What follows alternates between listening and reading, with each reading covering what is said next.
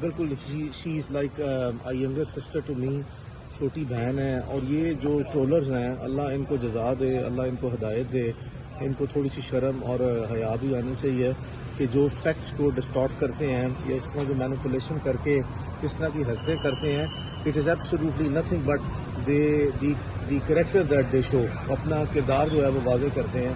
اور اگر اس طرح کسی کے دل کو سکون ملتا ہے یا اس کو رات کی نیند اچھی آتی ہے تو وہ پھر اس کو چلا کے رکھے. اور ایٹ دا سیم ٹائم ابھی تو چلیں ایز اے کوشن صرف ایک مرتبہ جو ہے وہ اپنا موقف دیا ہے، but at the same time جو ہے وہ انشاءاللہ اس کو پھر افیکٹولی پروسیڈ نہیں کیا جائے گا لیگلی.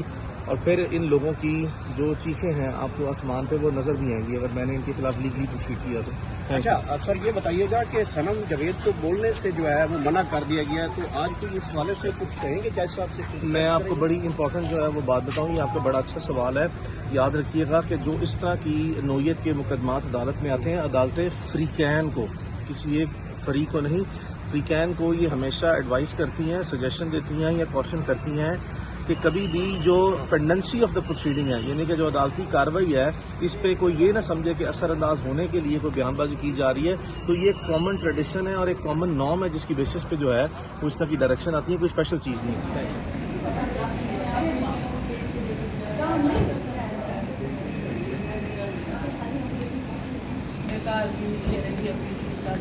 رشتے دار